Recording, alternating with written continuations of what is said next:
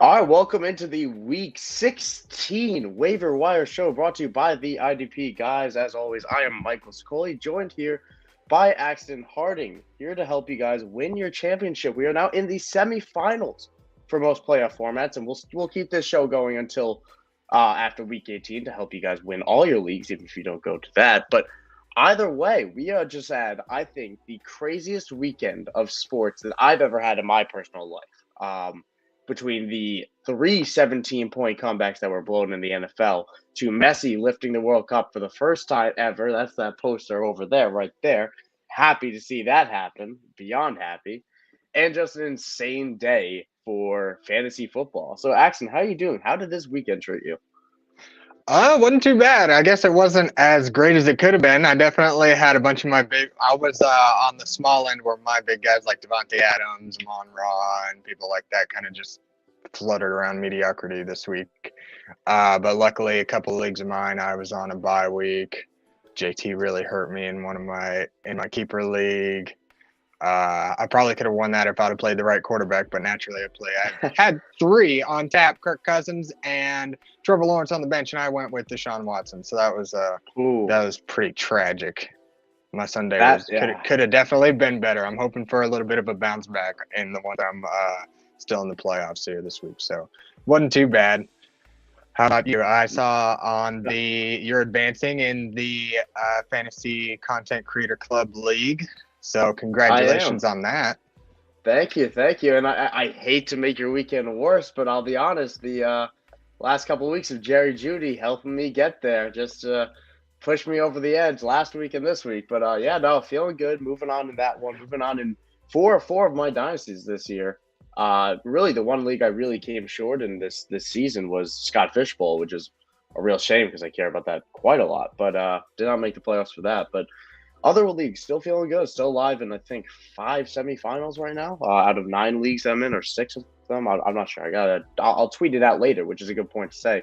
We're gonna get into waiver pickups right now, but as always, I'll say it at the top of the show right now. The news that we say and what we're trying to help you with now, that is for now. Sometimes things change. Like last week, we recommended Mike White. Obviously, Mike White did not play, and we also recommended Elijah Moore, who still had a good week, but we obviously liked him more with Mike White. So be sure to follow our Twitters, myself at Michael__Sicoli and Axton at Harding_3 for updated stuff throughout the week, more content, things like that. And obviously the IDP guys at IDP Guys, where all this amazing content gets filtered through studied research stuff to help you guys win your leagues. And hopefully, we have more semifinal victories like we were just talking about. So let's move on to defensive linemen. Last week, I don't know if this is short selling it, but I think we crushed it. Axton. Azeez Ojulari had his pretty good week. Yeah, 4 tackles for Azeez Ojulari, plus half a sack, 2 QB hits, and a forced fumble.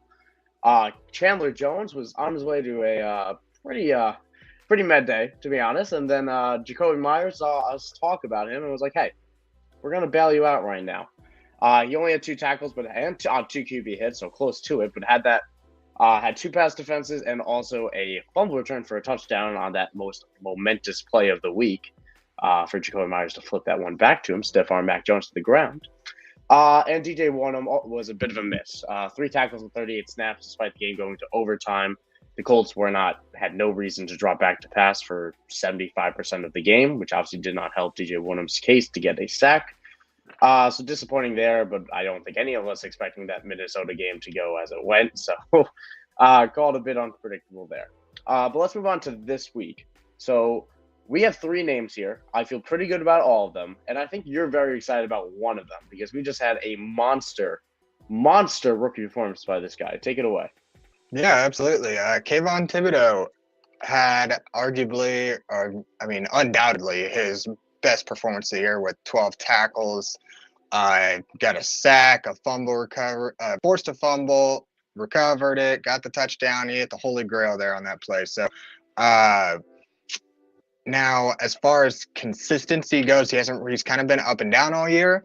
So if you're looking for just kind of a desperation play, somebody who actually has a really good matchup that favors the D-line against the Minnesota Vikings this week, Kayvon Thibodeau should be available in a large portion of your leagues. So again, if you got to go down or you just really need a D lineman with some upside, he's definitely a top option here this week. Also consider that, just as likely as he could have a great game, he could net you that very low floor that he's got. So just kind of bear that in mind, but definitely a solid high upside candidate for D lineman this week. I think there's something with rookies that when they break out, they break out. And yeah, maybe it won't happen every single week, but like you said, it's a good match with Minnesota coming up, where that offensive line has really been the one weak spot of that offense this year. And yeah, I mean, I remember there was a post-game interview with him because obviously he was pretty much the player of that game. And they told him, you had 12 tackles, man. He's like, 12 tackles? Oh, my goodness. And I was like, yeah, I mean, listen, he played out, he balled out. He was the reason why they won that game, in my opinion. So, and the referees had something to do with that too. But I'll throw out another name here. I like the Kayvon Thibodeau hype a lot. But I'm going to throw out a guy that's a little bit more plain, a little bit less exciting, but he'll get the job done for you. That's Greg Gaines of the Los Angeles Rams, more of a defensive tackle eligibility type of guy here. So the reason I'm going for this is that he has back-to-back games with 6+ tackles, which is nice. He's a QB hit in all but 2 games since Week 8. That's a good baseline right there in terms of production. And then we're going to talk about the matchup, because ultimately that's what we're trying to do. We're at the semifinals. We're trying to get players that you want to pick up and plug in, because there's no point in stashing at this point. We're looking for guys to help you. Greg Gaines has the Broncos, and we don't know who's going to be under center, but frankly, I do not care. If it's Brett Ripien, he's going to still take sacks because he's a bad quarterback, and he's also fumbled in 4 of the 5 games where he's completed a pass in his career, which, it's not a huge sample size, but this is Brett Ripien. He fumbles. That's what he does. It's kind of just a bad quarterback, despite the Broncos looking better than on offense than they've ever had with Russ, but that's besides the point. And if it's Russell Wilson, he's taken 3 sacks in all but 2 games this season because he holds the ball too long. The offensive line just isn't that good in Denver. So I like Greg Gaines to keep the good mantra going, the good vibes going. He's on a good 2-week run right now. I think he makes it 3 against the Broncos this week. Solid play. Love that one. Last D lineman we got here for the week is Dalvin Tomlinson, defensive lineman for the Minnesota Vikings. This last 4 weeks, or 3 weeks, sorry, he's accumulated 4 QB hits. Hasn't really come up with any sacks in that time. But he's getting back there and he's putting pressure on the quarterback. You just hope that maybe he can finish up one of these plays and actually get a sack and add to the stat sheet this week, because he's playing against the New York Giants, who are a top 10 matchup for the defensive line position. He's just kind of been riddled with injuries throughout the year, but in just this last week, the last couple of weeks, he's managed 14 tackles for a defensive lineman at 7 tackle average over course of a couple of weeks, seeing more than fair share of snaps each week. Just seems like a very favorable week for him if you need a plug-and-play defensive lineman for your semifinals. Completely agree. And I think it's one of the more safer places this week. The guy that I think he'll get to 5 tackles this week. And if he gets that tackle for a loss, if he gets that stack, all of a sudden it's a much nicer week. And a guy that's readily available. So we always like to throw one of those guys in there to make sure he is, actually out there for you guys to pick up if the other guys aren't. Now let's move on to the linebackers meat of the position. Last week, took the gamble again on this Browns linebacker room, and somehow, despite the dwindling names, it still felt somewhat wrong. But it was Deion Jones we mentioned last week, and we also mentioned a hold on to Tony Fields because of the injury to JOK, who had a good week himself. But Deion Jones, 3 tackles, a sack, a QB hit, and a tackle for a loss, plus a pass defense. So tackles weren't there, but everything else kind of was. It was able to get there. I mentioned Josh Uche, finally trying to trust him. Only a tackle, only half a sack. He did force a fumble. Kind of disappointing compared to what I was really hoping for in this matchup. But yeah, I mean, it was a miss on the most part there. And we mentioned making sure that Jalen Smith was not on the wire. He had 9 tackles, 4 of which were solo. So again, a very safe week-to-week player with Jalen Smith, it feels like. And speaking of safe, I think we have good mix of guys right now. We have a safe guy, we have a explosive high upside guy, and then we have another somewhat safer guy in my opinion, a little bit higher floor. You start off with the first name we have for? Yeah, absolutely. Somebody we kind of brought up off and on throughout the year, Juwan Bentley for the New England Patriots. We've kind of talked about this again.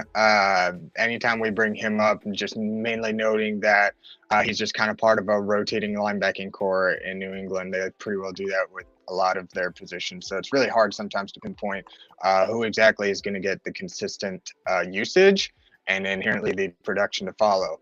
But at least with the last 4 to 5 weeks, even, Juwan Bentley seems to have really solidified a role in this defense. Before then, he was getting anywhere from snaps in the 30s to the 40s. He was just fluctuating up and down, it seemed like all season. But since about week 11, he's had no less than 46 snaps. And since week 12, no less than 56. So he's getting up there and getting a high percentage of those snaps each week. And to even back it up, throughout this entire season, he's only had 2 games with less than 4 tackles. So I think he's, especially at this point, going to provide you with a solid floor. He's going to be in there making plays and getting a bunch of tackles. Just in the last 2 weeks, he's accumulated 20 tackles. A lot of them were assisted. Just kind of seems like this defense just kind of swarms to the ball. So at least he's in there, even if he's accumulating a lot of assists. He's still in on a lot of plays and getting all those snaps. So he did get a sack this last week to kind of add a little bit of icing to the cake. So I just think he's going to have a pretty favorable matchup this week. The Cincinnati Bengals, after his sack last week, if he is rushing the quarterback and putting pressure on the quarterback, the Cincinnati Bengals have allowed, I think it was a top 10. They were in the top 10 as far as the most sacks allowed to this point in the season. So there's going to be some successful offense, but a lot of potential for mistakes here. I think Juwan Bentley is going to stay busy this week. Completely agree. And it's someone that I think we're all happy that we can finally trust him. And I'm going to bring up a guy that I think has probably the highest upside of potentially anyone we're going to be talking about today. Troy Anderson. Okay. So Dynasty people, and I know Joe. I know Joe of Club Fantasy. Joe Zolo knows of Troy Anderson, Montana State rookie, Atlanta linebacker, has not really played that much this season. It's been Rashaan Evans and Michael Walker all season long. This week, that flipped for the first time, really. 84% Anderson. The Falcons also released a updated depth chart yesterday. I didn't even realize they were actually doing that, but that listed Troy Anderson ahead of Michael Walker just to confirm what we already knew.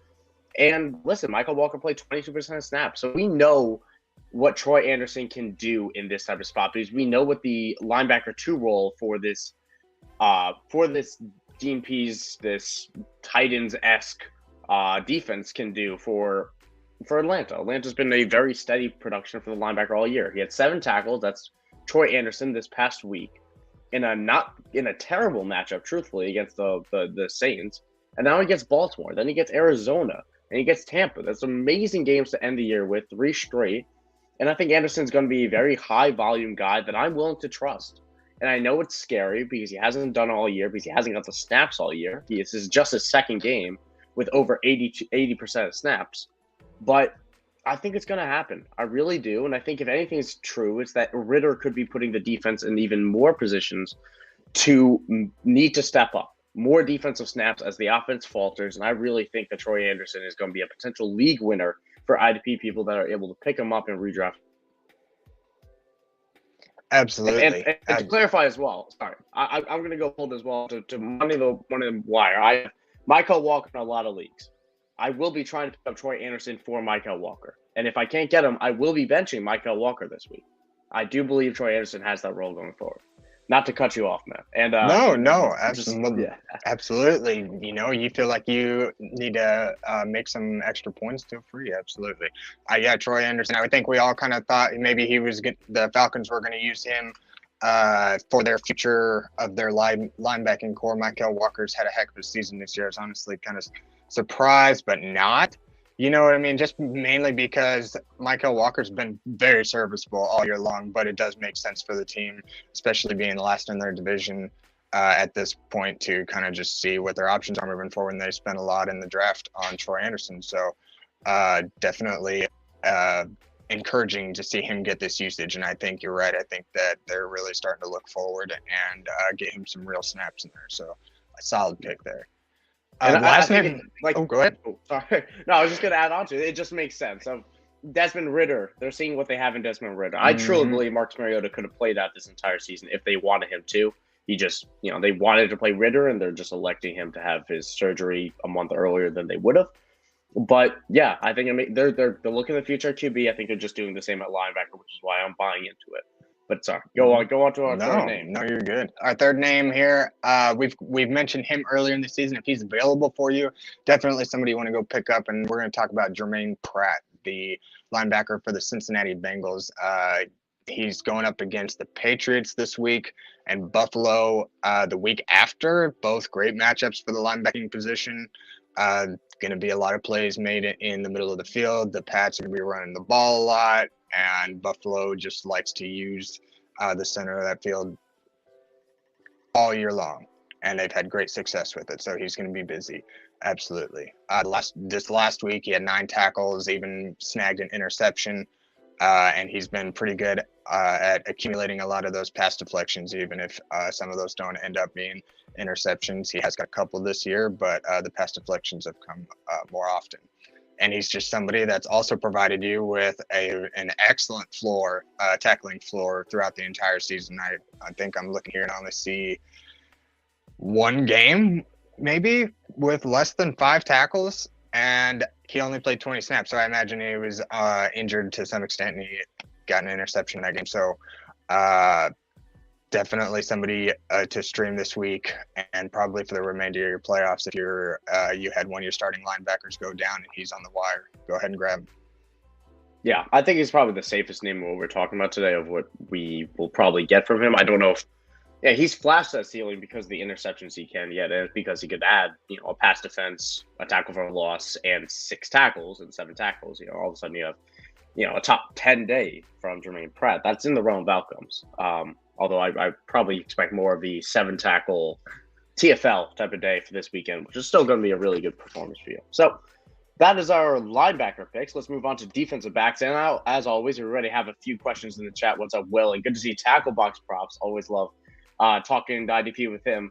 We're going to get to defensive questions, or we're going to get to any questions after we go through defensive backs. Then we'll go through offense after that, after the questions, and then go through questions again to help you guys with whatever you need, because obviously we're trying to give you the advice to pick up guys, but the best advice we can give you is custom to your league. So if you have any questions, be sure to drop them in the chat. We'll be trying to help you out there. But let's move on to defensive backs. Last week, goodness, having a bit of lag. Last week we had an interesting bunch. John Johnson was my big name right there. I put him out as my prop pick as well. Big day, 9 tackles, 8 of which were solo. Very nice there. And a pass defense and a forced fumble that he also recovered. So big day for John Johnson. And also for Marcus May. 7 tackles, 6 of which were solo, and 2 pass defenses. So listen, that's 100% on defensive back last week in terms of pickups. We're very happy with how that's going. We're going to hope that we keep it going this week. And I'm going to start off with an interesting name. A name that's probably not rostered, and you might not even know it somehow unless this is Dynasty, maybe. But I'm talking about Deron Bland of Dallas, the cornerback. And it's fair to say who, because he really wasn't playing early in the year because of non-injuries, but he's been thrust into a big role. He's been playing 85% snaps or more since week 12. And because he has 3 interceptions over the last 3 weeks, 2 of which came in week 12. But he's been great for this Dallas unit. And he has 5+ tackles in every game since week 10, despite as well, playing lower snaps in the first 2 weeks of that span. And he gets Gardner Minshew week 16, who I do think is still going to be able to move the ball on this Dallas team. And I do think that the Eagles are going to sustain drives. But it just opens up for a guy that has been very good in getting interceptions to possibly get yet another one against a backup quarterback in Minshew. And at the very least, just continue the tackling day that he's had so far, plus the pass defense should the pass come a little bit later, then Jalen Hurts might throw it. So I completely forgot to put his banner up. I'm going to put his name up if you're watching on YouTube, which as well, be sure to subscribe. Deron Bland of the Dallas Cowboys is my pick for cornerback this week, and somebody that I like as a defensive back play. Solid pick up there.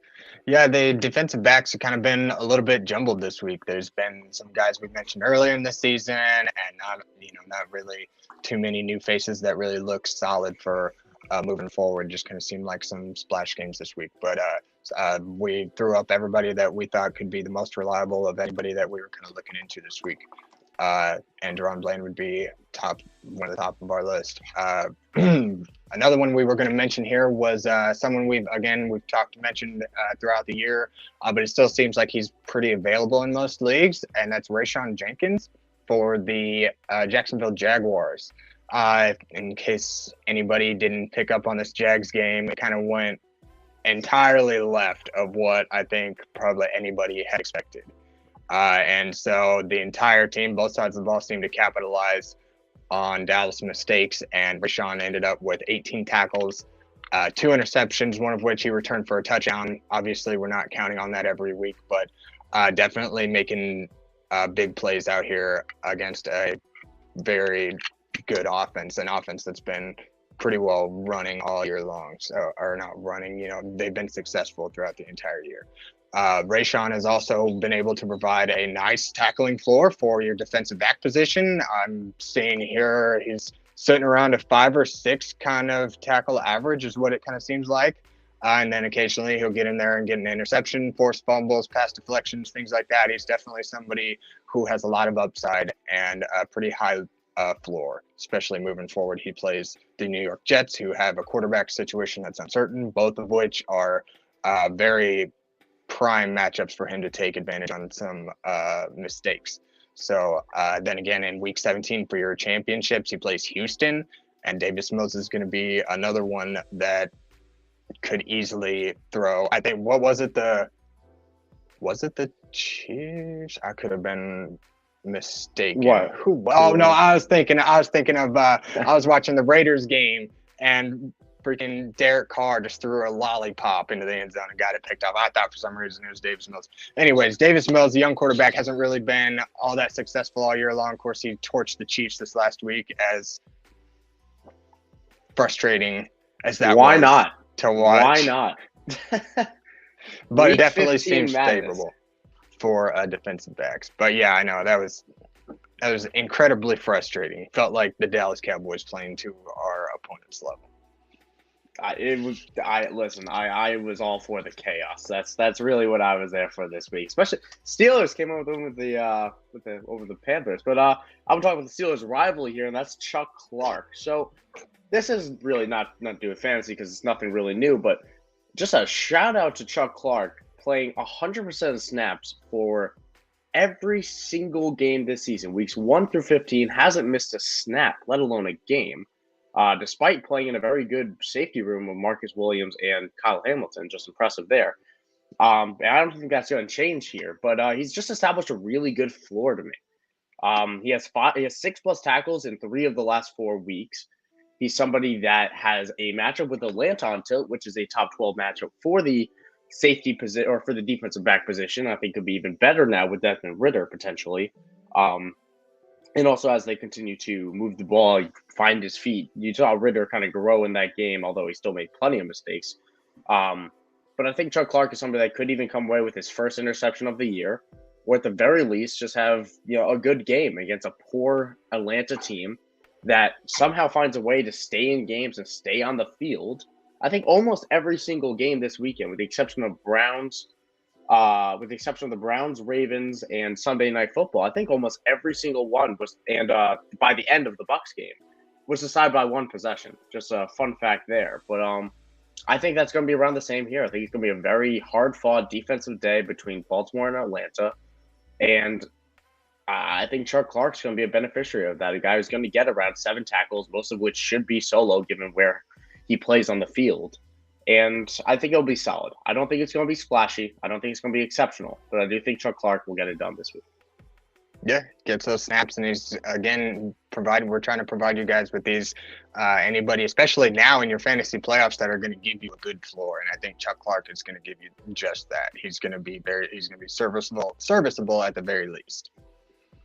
Yes, sir. Completely agree. And honestly, we're going to move on to questions here. I'm going to change this banner up because I say defensive questions, but we just do all questions. We're going to call this is the first questions period right now. We're going to answer everything you guys have in the chat, and then we're going to go on to offense and then answer whatever else you have. Again, we're going to try to just help you guys win whatever you need with all that. So, Will, starting off with Will Power, weekly watcher. Always appreciate seeing you in the chat. He says he's got to make a couple moves to add a quarterback. We are going to talk about that because obviously we have injuries to Jalen Hurts, we have Lamar Jackson, Kyler Murray all down in the last few weeks. So we're going to talk about quarterbacks in a bit, and obviously the name we're going to mention right now, Jarvis McKinnon. He's got to drop one of these names or two sets now. So Jordan Poyer, Kyle Duggar, Harrison Smith. Which one are you dropping though? I think for me it's Jordan Poyer without much hesitation. That was kind of what I was just more or less pulling up these guys right quick just to get a good gauge. Yeah, it looks like it's going to be Jordan Poyer for me as well. I think Duggar's and to add into that as well. Harrison Smith's been solid all year long too. And Poyer has Chicago and Cincinnati in the next few weeks, which are both really tough matchups for the safety position. Poyer just doesn't have enough upside compared to the other two names for me to have him in there. And the other name he needs one to drop, TJ Edwards, no. Mosley, no. Bobby Wagner, Jack Sanborn picked up an ankle injury this week, and Rashaan Evans. So basically, which of the top 10 linebackers do you want to drop here? Really, the question is, it's between Wagner and Sanborn for me because I'm just wondering about Sanborn's ankle. I don't know how serious the injury is. He was carted off, and they have no reason to force him back. I tend to lean Sanborn because of that reason. But Wagner would be equally a reasonable drop to me. I was honestly thinking the same thing. Sanborn, literally, just because we have a couple weeks left in the season, would be kind of top of my list. Just because you have so many solid plays there, I think Sanborn's really the only one that's iffy moving forward. Wagner, I think he's usually been solid, but I think this year he's been a little too up and down. I think you're going to get a better floor out of Edwards, Mosley, and Evans. So probably Sanborn. Again, with Michael here. Wagner would be a close second. Yeah, I don't think Sanborn's going to be able to come back in the next 2 weeks, but just because he was carted off, and this is for a Chicago team that is long eliminated now. I should note, along with that Sanborn play, if Nicholas Morrow is available, it seems like he's getting those valuable tackles. So this last week he just got 11, which is the most he's really seen since like the first few weeks of the season, and since even Roquan Smith left. He's really just kind of petered out, it seems like, through the middle of the season. So but with Sanborn out, he's been getting a lot of those he's been in on a lot of valuable plays. So he's available if there's another linebacker option for you. And the other name to also obviously watch, if Jack Sanborn does miss, which he sounds like he might be, Joe Thomas is probably a name that's worth picking up as well. And I'll dive into this in the IDP Guys newsletter, which is in my link in my Twitter description at Michael__Sicoli, coming out every single Wednesday morning. But Joe Thomas would be somebody I'm looking at. 6 tackles this past week against the Eagles, and a sack, and probably the fill-in for Jack Sanborn if this is long-term, which it sounds like it might be. I'm changing my mind. We're gonna hold off on the offensive questions because we do have to talk about it still. So I see your other quarterback question, Will. We're gonna get to that when we talk about quarterbacks and onward. I know Tackle Box Props has an agenda behind talking about this one. I hope I'm coming in correctly. My laptop sounds like it's an airplane jet. You're good now. It did wake up for a second. Okay, let's try pushing this up right now. Hopefully I can hear you clearly now. Okay. But Tackle Box Props and says thoughts on Ryan Neal. Should he be dropped everywhere after that missed tackle on Jordan Mason? I know the tackle line was one short, and I know he's Mr. Tackle Box Props. Excellent follow on Twitter at that exact handle. Was very disappointed to see that. I believe it was your one miss on the week, my man. I apologize. I think we're still going to hold on to Ryan Neal. I think we're going to have to forgive and forget with this one. But that is tough. That is a tough break for you. Yeah, especially he's been on a pretty good streak lately. So Oh yeah. yeah, I can imagine his disappointment there. I say trusting the process. I see your comment, Blurpy, about quarterbacks. We're going to talk about quarterbacks literally right after these questions. So that's definitely going to talk about that. And the last one, and we'll talk about how Nicholas Morrow is available, but do you play him over any of the four we mentioned? I'd say no. Over a TJ Edwards, I would not. CJ Mosley, I would not. Rashawn Evans, I would not. The only question would then be Bobby Wagner. Would you play Nicholas Morrow? Bobby Wagner has the Broncos, which isn't a great matchup. And obviously the Nicholas Morrow has the Buffalo, which is a very good matchup. We just talked about that. So good top 5 matchup, bottom 5 matchup for somebody that's more proven and a guy that now has a very significant opportunity. Oh man. And we were talking about what, like CJ Mosley. Yeah, I think we're confidently taking TJ Edwards, CJ Mosley, and Rashawn Evans. I think the question comes down to Bobby Wagner or Nicholas Morrow. Man, I don't know. I think if Sanborn misses, I think Nicholas Morrow is going to provide you with about the same kind of floor Wagner's going to give you, and I would argue even maybe more upside. Yeah. So I'm almost willing to play him over Wagner. It's pretty close though. I don't know, because it's all kind of dependent on Sanborn not playing for me. If he plays this week, I'm not touching Nicholas Morrow, but being carted off the field doesn't really look, I don't imagine. It feels like he's at least missing a week. Yeah, right. It feels like he's going to at least miss a week. I'm expecting a high ankle. I'm hoping it's a high ankle sprain, nothing more serious, which, that alone will sideline him for the rest of the season.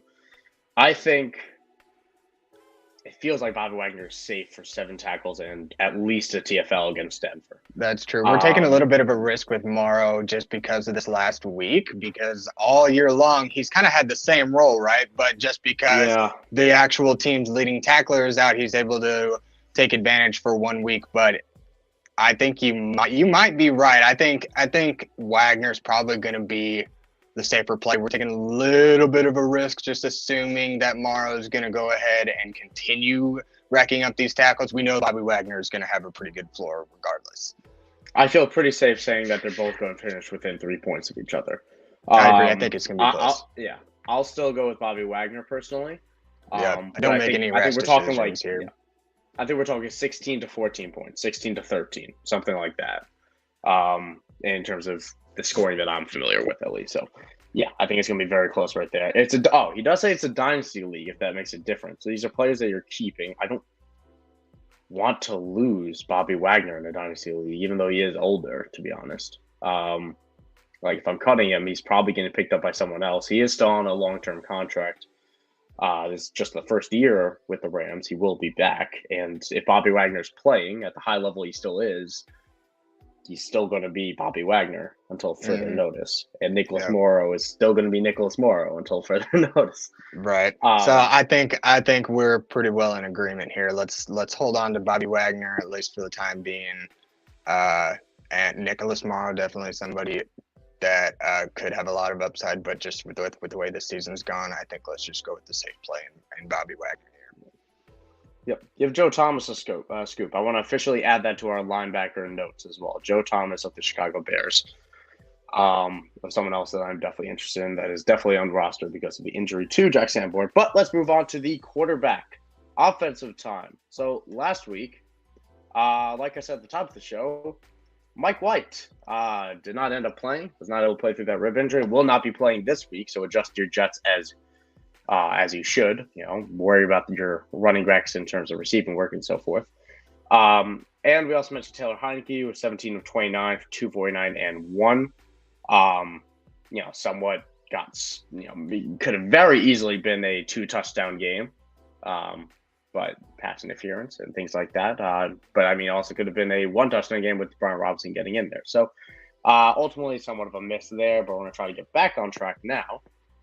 Daniel Jones, first name I want to bring up. So This just doesn't feel good to be trusting Daniel Jones in your fantasy playoffs. And granted, he is also available in 41% of Yahoo leagues, which is a lot, which is why I'm bringing it up. But I normally keep it to 50. I just truly don't trust many other ones. But I do think Daniel Jones has established a bit of a safe floor. And this week was pretty much the bottom barrel. This past week was only 21 completions for 160 yards, but the rushing yards is what I do like. He will keep you from a bottom 5 day because he has some rushing upside. He has 30 rushing yards or more in 50% of his games this year. He has a few with 50 plus because he can rip them off occasionally.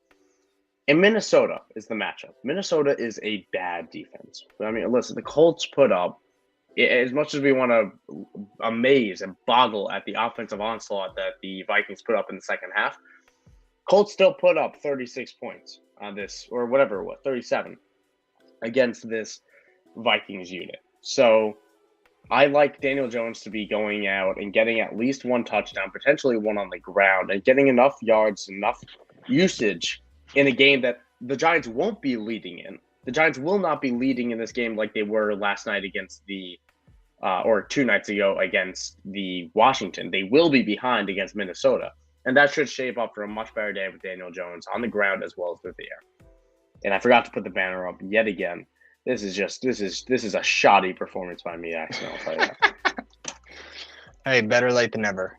But yeah, I've kind of liked Daniel Jones as a fill-in throughout the season. That rushing upside really just gives him a solid floor, and it's not just overwhelming. He's not just out here running 10 plus times a game like your Jalen Hurts and Justin Fields, but he's running, making runs and converting on good plays. He's not necessarily getting the volume on the rushing aspect, but he's able to accumulate and like I say, just give you kind of a solid floor. Yeah, really, exactly. And it only goes up. His upside does. If the wide receivers can come up and make some big plays and help him out a little bit. That's really the only cap I think that Daniel Jones has, is just the inconsistency with the wide receiver play. Yeah, I mean, he's just under 600 yards rushing on the year. He has 5 rushing touchdowns this year. And we don't give him enough credit for how many fumbles do you think Daniel Jones has lost after the years of despair that he has suffered at that? He has carried the ball and obviously dropped back plenty, but he's carried the ball 105 times. He's dropped back to pass with a pretty shoddy line at times. I don't know. I would say Daniel Jones has probably lost. He's been in the league, what? This is second or third year? Oh, I'm just saying for this season. He's obviously just for this season. I would imagine he's probably like 40 in his career. Like, has he? How many he was losing? He lost an insane amount over his first 3 seasons. I would say this year, I would bet you could probably count it on one hand. I would say maybe 1 or 2. He's been pretty good. Like I say, when he runs, it's for a purpose. It's not just because it's part of the game script. It's because he sees an opening and he takes advantage of it. And that's it. He has 2. He's lost 2 fumbles. He's thrown 4 interceptions. Listen, I despise Daniel Jones, and I have ripped on him for years. But this has been an incredibly good year, as good of a year as I could possibly ask for or see from a guy that's thrown 12 touchdowns this year. But yeah, that's aside from the point, and it's going to be really interesting to see what they do with Daniel Jones this offseason. Obviously, he is a free agent, I believe, so the Giants will have a decision to make, and we will obviously be tracking to see how that goes. But you want to go on to our fun little QB2 in there right now? Yeah. I think it almost might be time for Minshew Mania, but I actually just saw, as you were talking about Daniel Jones, who was it? Oh, Nick Sirianni just said he's not entirely ruling out Jalen Hurts for this week. Stop it. He said, quote, his body is not like ours. He's a fast healer. I'm not going to rule him out. So I think there's no way Jalen Hurts plays this game. I was going to say, my goodness. I think they're doing too well for them to take a risk on injured Jalen Hurts, and Minshew's too damn good as a second QB for them to risk a serious injury to Jalen Hurts. I would keep. Now, don't go just like flipping your whole team upside down to get Minshew, but definitely he's most likely available in about every league at this point. So if you're trying to block an opponent that's coming up, or maybe you need a quarterback fill-in, Minshew has been an excellent fill-in. Last year, 2 spot starts, he was averaging around 17 points per game for quarterbacks. He got 4 touchdowns in 2 games last year, threw it for over 400 yards during that time. I think he's going to, and I mean, even this season before, his lowest performance filling in was like 4. Other than that, the lowest was like 13 points. So he's going to give you if he does play this week, I think he's going to be serviceable. He's got more than enough weapons at his disposal, and I would imagine he's just going to come in and just sling that ball. So probably one of your top quarterback pickups for the week if Jalen Hurts ends up not playing, which I think we agree it kind of looks that way. I lose it, and honestly, I can't wait for Sunday morning when this is still somewhat of a question and Twitter's going insane, all for him to just sit anyway. But yeah, it's a tough matchup, but we just saw what Trevor Lawrence could do against this like I said, somewhat banged up Dallas defense. And I will say Dallas, they're going to have something to prove this week. This is after last week's embarrassing loss. I could see a world where this Dallas defense rips apart Philadelphia. I could see that as a genuine outcome. But like you said, I think the weapons are good enough. You get Dallas Goedert back this week, which I think is a huge deal as well. In terms of Dallas has been good against the wide receiver. They have been susceptible to the tight end. Dallas Goedert is one of the best out there who, Minshew has leaned on. And Minshew could also run the ball too. He's done that before. I think that could happen again. So I do like him this week, and I can't imagine Jalen Hurts plays. And I will say this, Eagles still have to win the game to lock up the number 1 seed.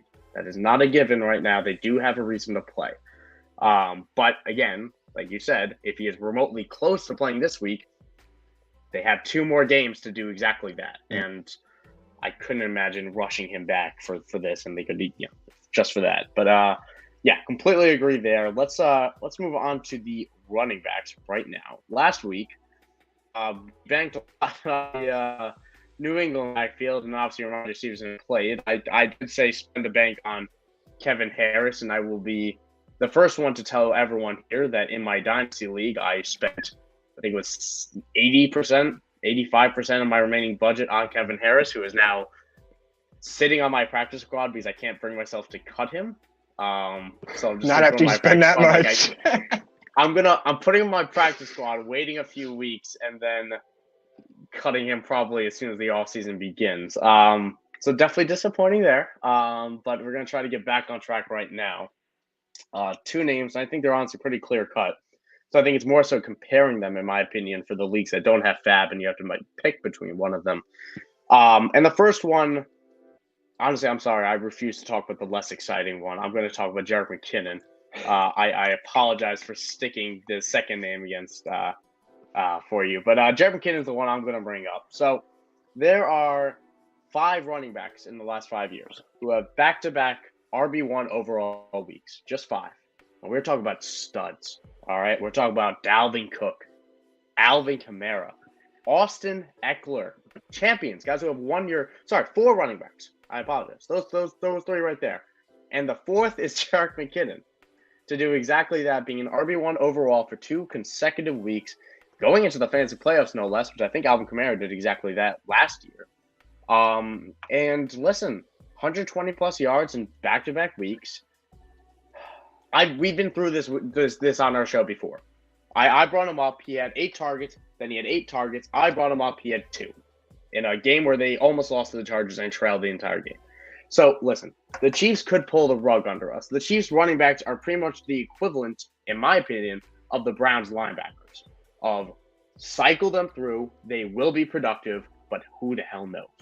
I think now Jerick McKinnon has that opportunity. Jerick McKinnon is going to put together 3 weeks in a row, and I will lose it. And I apologize to everyone if it doesn't. I'll count as a jinx. But he has Seattle on deck. Seattle is an excellent matchup, allowing a lot of yards and touchdowns to the running back this year.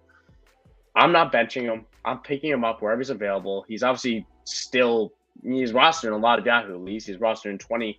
He's only available in 22% of them. But in Sleeper, that's a lot lower, as well as some other leagues. So making sure he wasn't dropped and checking him out, that's priority number 1. I think he is my number 1 pickup for this week.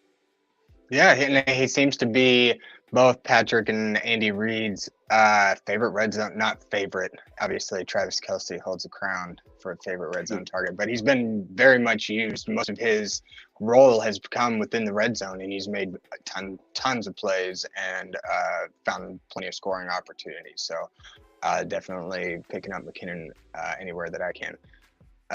Next one we got on here that Michael wasn't so excited about, is rightfully so, is because we're going to talk about Zach Moss. With JT going down for the Indianapolis Colts, Zach Moss saw 24 touches this last week. I think that is the primary reason we have him on our list here, is just because it appears as though Zach Moss is going to take over this role for the most part.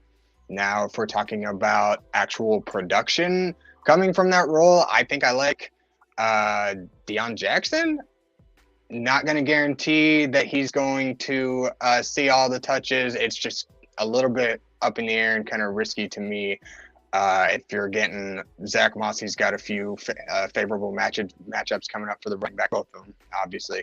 But it just feels a little shaky. It feels like an unreliable option. You're pretty much just relying on the volume alone, and it's not really. He's never really been someone that's been consistent by any stretch of the imagination. Talented. Talent. Yeah.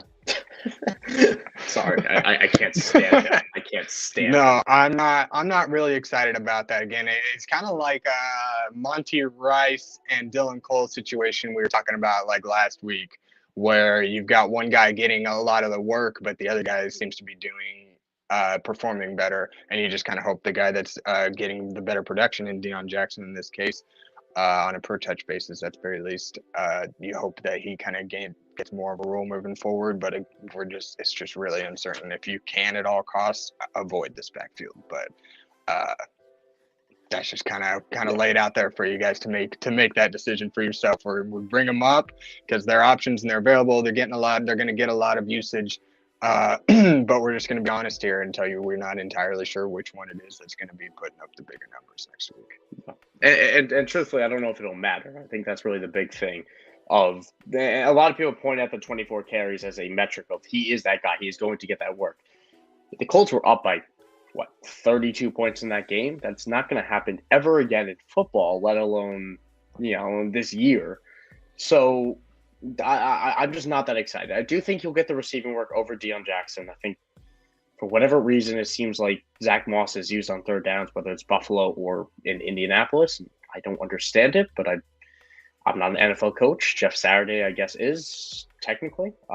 So that's, I think he will get enough volume to be an interesting name. I'm kind of lower than consensus, but somebody that should definitely be picked up nonetheless.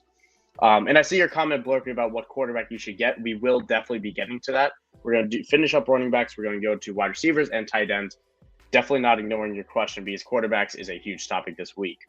But I'm going to throw out one final name at running back just to keep it equally disgusting.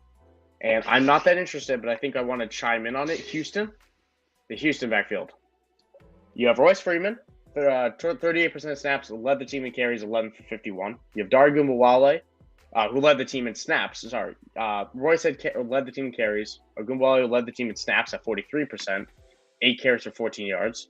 And then you have Rex Burkhead, 17% of snaps, didn't get a carry, had 2 targets, 1 catch. Is there any interest in any of these guys? I put Royce Freeman's name on the list because he was the most effective, and I think if we're picking up any, it's probably him. He has Tennessee on deck. I'm trying to figure out a world where we're playing him, but I'm just springing up in the world where there's injuries.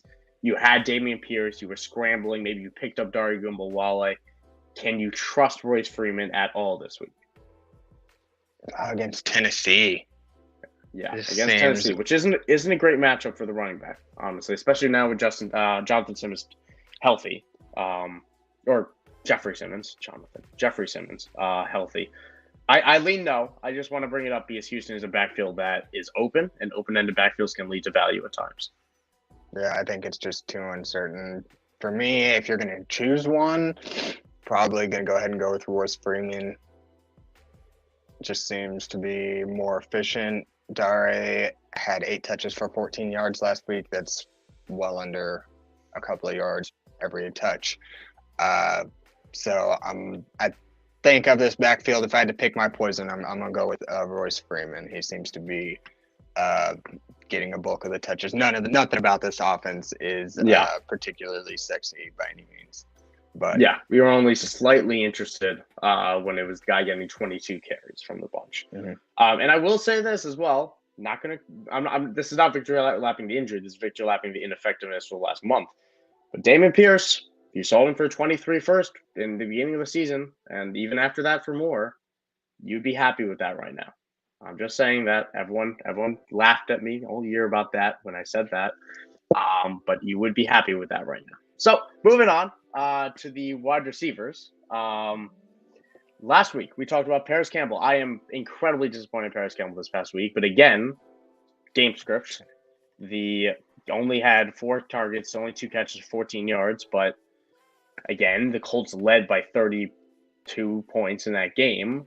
Wasn't expecting that, and they did not pass the ball much for the entire second half because why would they? So just didn't go as we hoped. We said Elijah Moore, which was really Mike White contingent, but he still got 4 catches for 51 yards. Not bad. Isaiah Hodgins caught all 4 of his targets, but only 37 yards. Did not find the end zone. So he was touchdown dependent. Somebody I was hoping as a deep dart throw, but didn't get it done. And Axton put down here to give myself a pat on the back with Zay Jones. I was not expecting this week, not at all against Dallas. But Zay Jones, best week of the season for him. And somebody that we mentioned on this show, 6 weeks ago now, probably, maybe more. So Zay Jones has been excellent all year long. And if you were tuning into the show, which I hope you guys were, and I thank all you guys for doing so, hopefully you're able to pick him up and ride him all the way because he has been just an excellent PPR name all year long. But let's move on to this week's pickups. Not a ton of names that I think we like at wide receiver this week. I think there's a lot that are a little bit scary, and not a lot of things have kind of opened up because of it. Are there any names that you know off the top of your head? Otherwise, I'm gonna try to search up some ones that are gonna help the people because that's what we're here to do. Yeah, I'm just kind of looking at last year's performers and just kind of going off what I'm seeing here. Russell Gage appears that he was either injured or just wasn't being used a whole lot for the last few weeks. He looks like he was injured from weeks 8 to 12, probably on snap count because of that, in weeks 13 and 14. But this last week he saw 12 targets, caught 8 of them for 59 yards and 2 scores. Last week he scored a touchdown on 2 of 2 targets. So he saw 62 snaps this week compared to 33 the week before and the week before that. Going up against Arizona this week, I think, remind me, are all of the Bucs receivers healthy at this point, or are we still? Well, I think what we saw Russell Gage's involvement grow was because Julio Jones sat this past week. So Julio Jones is the only one that's not healthy, I believe. I don't know if it's going to be long term. I think he was somewhat of a surprise inactive, but listen, Julio Jones isn't much at this point either. Yeah, good point. It's a sad statement.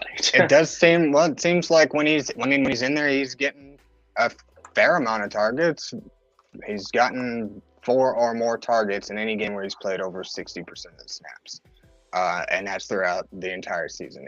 He's kind of really been giving you an extremely low floor in that time, but at least as of late, he kind of seems to be one of Tom Brady's favorite targets right now in the end zone.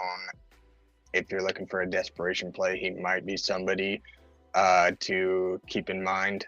Again, he's back. It seems like he's getting a majority of the snaps again, so he's got an even more favorable matchup if he can again see a significant amount of snaps this week. He plays Carolina for your fantasy playoff championships, so I'm not sure. I would almost tend to just kind of leave him be for this week, unless you're just absolutely desperate just to see what his involvement is for a second week. If he still sees near double-digit targets, definitely pick him up and see how he can do against Carolina if you absolutely need to play here.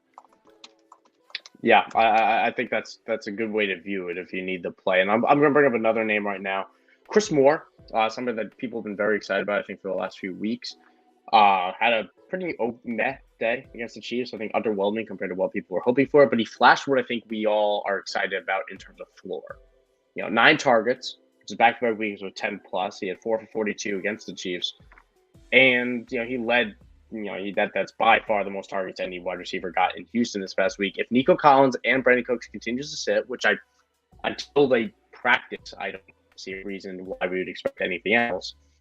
He could have a really good week right now against Tennessee, where we know the upside. We've seen the upside of, despite this being Houston, he had 10 for 124 against Dallas, which is a much tougher matchup than Tennessee is this coming week. So I think Chris Moore could be in for a really good finish to this season. He also has a promising matchup against the Jaguars the week after that, so he could be a championship type of guy. And he's available in 81% of Yahoo leagues. So somebody I'm willing to pick up and play right now over guys that we are more proven. I'd play Chris Moore over DeAndre Hopkins. I'd play Chris Moore over Hollywood Brown. I'm trying to think about the names on the top of my head, but I mean he's guys that I'd play him over. I might play him over Jerry Jeudy. I like Jerry Jeudy. I don't know. Chris Moore is going to have a very good finish to this season, I think, and he's available in way too many leagues to be doing just that. Absolutely. And if, now, remind me again, you said, I know that Brandon Cooks and Nico Collins are they both for sure out for? They're not for sure out. They're not for sure out, but Brandon Cooks got a couple limited sessions this past week, but then he was ruled out on Friday. He wasn't even questionable. And Nico Collins is yet to practice. Okay. The real thing for me is I don't know how much this is injury with Brandon Cooks. I don't know how much of it is he is sick of Houston. I think that could also be a big part of it. A little of both. Yeah. So if Brandon Cooks is back, then I'm not that interested in Chris Moore, but I have a strong feeling like Brandon Cooks has zero interest in being back. This is a Saturday game. It's not a Sunday game, so you take off another day for that too. I think Chris Moore will get the run for at least one more week. Yep, I agree. He's definitely been a serviceable fill-in when Nico and or Brandon Cooks has missed earlier this season. And at this point in the Houston Texans year, I would imagine that, anything could be possible. They should honestly explore him and see what they have in him and give him the targets and see, what he can do with them. If he can make big plays, they keep him around for the future, and he might turn into something beyond this year. But I think you're right. He should be serviceable at the very least. Should Brandon Cooks and Nico Collins go ahead and miss this week? Yeah, and Taco Box also brings up Sanborn has officially been placed on the IR, so that will end his season, which again gives more of the boost. I think we're still leaning with Bobby Wagner in Dynasty, although I don't. That actually does change the initial answer, because I don't want to drop Jack Sanborn in Dynasty either. Yeah. Ooh. Shoot. Well, actually, hold on. Let's go back to that question now, because I originally, when we answered it, we didn't realize it was a Dynasty. Do we, of TJ Edwards, CJ Mosley, Bobby Wagner, Rashaan Evans, are you dropping any? Because Rashaan Evans he's performing this year. I don't know if we expect to continue, but Bobby Wagner is performing this year. I don't know how much long he has. Do we drop Jack Sanborn for any of those? That is tough. That is tough. He's a UDFA, which is not a given to get the job back. Nicholas Moore will probably still be around next year. They'll probably add to this entire defense and offense in the draft, honestly. He's been great, and I really do think he gets the run, but can we drop someone else? Can we just listen, man, truthfully, I mean, I don't want to drop any of these names for in a dynasty. Yeah, I'm with you. If in all honesty, the only uncertain positions when you're the only people who are not for certain to keep their position moving forward after this year, I think would be Sanborn and Evans, like you mentioned. Yeah. We know what TJ Edwards, Mosley, and Wagner are, and we know what kind of players they are, and they're going to remain in those spots so long as they can stay on the field. I just kind of uncertain. Sanborn's been he's done great since he's been filling in ever since they traded Roquan Smith, and you'd like to think that they would have traded Smith knowing what they had in Sanborn.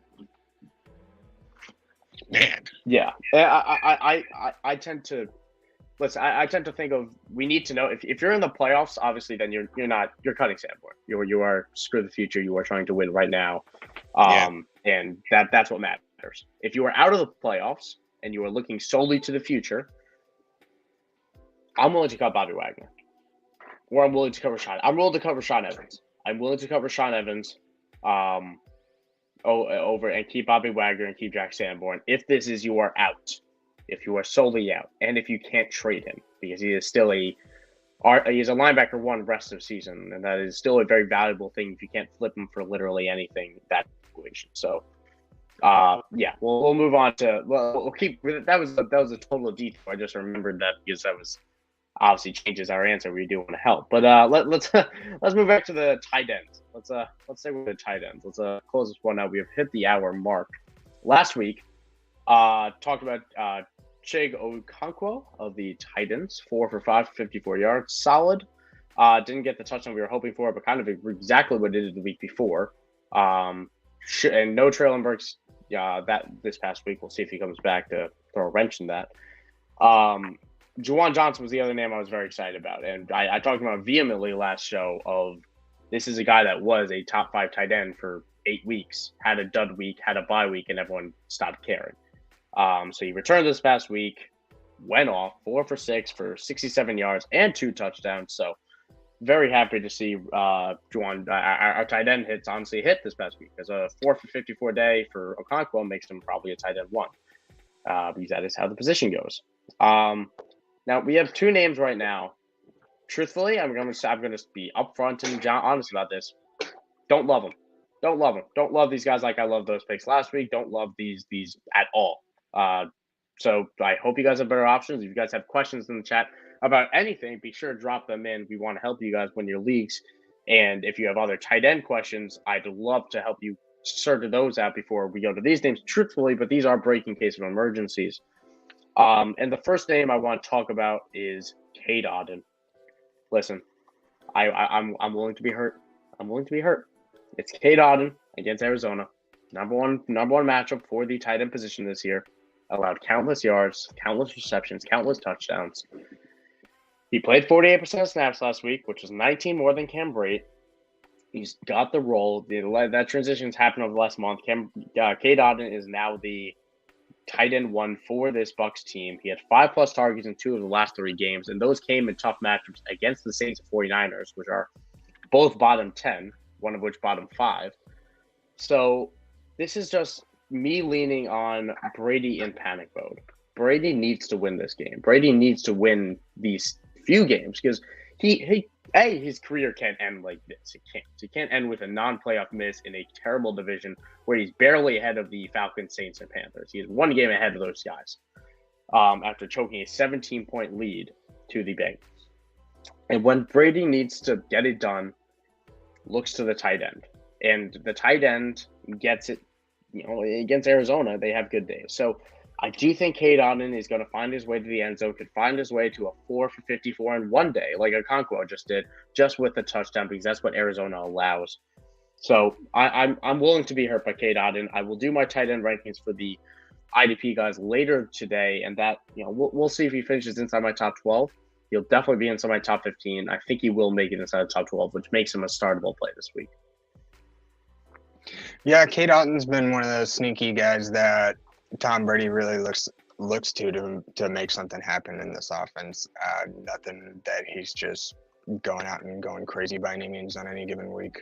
As you alluded to or you mentioned, we're not particularly excited about either one of these candidates this week. I would reiterate a Juwan Johnson pickup if he's still out there. Yes, I would also reiterate a Juwan Johnson pickup.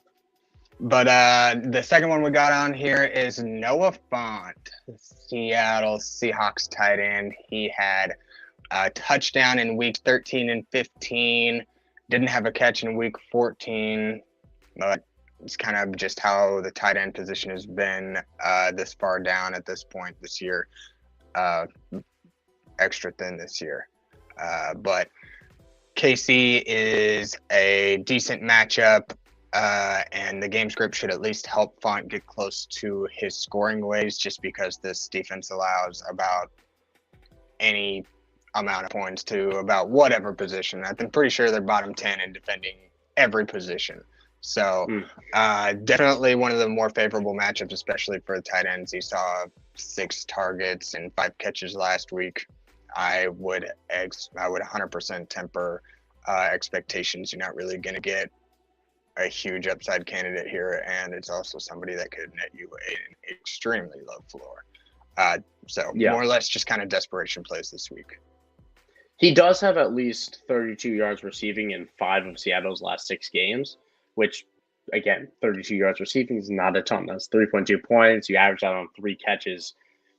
You know, you're probably going to get 5 to 6 points as a minimum with Noah Fant. But if he gets in the end zone, all of a sudden that turns into 12, and he's a top 7 tight end. So against KC, there's a decent chance of that happening, or him going above his average, because KC allows 40 yards a game to the tight end. So it could happen. We're chasing matchup. We're chasing what he's done for the last 6 weeks. So that's where Noah Fantastic comes in. But let's move on to the questions, the last question. So we have a few in the chat. If you have any more that you want to litter out there, we're in the fantasy semifinals. We want to help you guys win your league. So drop them in there. We'll ask, which QB do we like the best out of Brock Purdy, Zach Wilson, Gardner Minshew, Andy Dalton, assuming that's Matt Ryan, and Taylor Heineke? So for me right there, the names that I'm only looking at is Taylor Heineke, Gardner Minshew. Oh, man. I'm not looking at Heineke against San Fran. I'm not, actually. So there's Purdy against Washington, Dalton against Cleveland, which isn't a good matchup either. I think Gardner's my answer. Zach Wilson's not in the running for me. I absolutely refuse. So I think Gardner Minshew is probably my answer here. Yeah, I was thinking Minshew, or as hideous as it feels to say, Andy Dalton, just because he has been finding his wide receivers and Juwan Johnson in the end zone, so that touchdown upside is there, but you're not really looking to. He's not going to accumulate 400, 300 plus yards. Yeah, that's a tough one. I think I'm with you. I'm going to go Minshew if he's going to start and play this week. But personally, I think Andy Dalton's probably going to be my number 2 here. Yeah. My reason against, I think Purdy's probably my number 2, but my reason against those other guys is just because the way they're beat. Like Brock Purdy's against Washington, I don't mind that. But Washington can be beat on the ground as well. Or Washington, Purdy's a very good play here, honestly, as well, in my opinion. It's just he doesn't get enough. I don't think he has enough volume for this. I think Minshew could throw a little bit more and possibly run himself more. But the reason I lean away from Dalton is that the Browns get beat on the ground. They don't get beat through the air. And the reason I lean against Heineke is because the 49ers are just a monster unit. You pretty well got me. You talked me into a little bit of a change. I'll probably put Purdy ahead of Dalton, and then Dalton would be my 3rd. Purdy's been exceptional. He's been very good. It only remains to be seen if he can keep it up. I think that's my only concern. It just seems almost too good to be true, but ride the wave. Ride the wave. I've been waiting for that wave to crash, and it has not yet. So, hey, ride it out. Blurpy, he said he's got Jalen Hurts. I apologize, my man. That is terrible. Because I hope he's okay. I hope Sirianni's not full of crap, but I'm sure he is. But he's looking up for who should pick up on waivers. Aaron Rodgers against Miami, lovely matchup. Jared Goff against Carolina, who just made Mitch Trubisky look capable. We just talked about Brock Purdy or Gardner Minshew. I think he brings a great point. Goff is not good on the road. And I think somewhat of it is the matchup he's played. Obviously, just had the Jets this week, didn't look good, but the Jets defense is also really good. I'd go Rodgers. I think Rodgers is a fine quarterback who has a good matchup now, who could be playing from behind and has Romeo Doubs, Christian Watson back healthy. I don't think Christian Watson is that good, and I think he showed it this past week, but Romeo Doubs is a big part of that team. I do think Miami is a good enough matchup for Aaron Rodgers to get it done, at least. Yeah, I agree. I'm going with Rodgers in this one. Definitely not going to go Minshew over an Aaron Rodgers, former MVP there. Goff's, like you said, he's been just awful on the road this year. I think almost like 90% of his touchdown passes have come at home.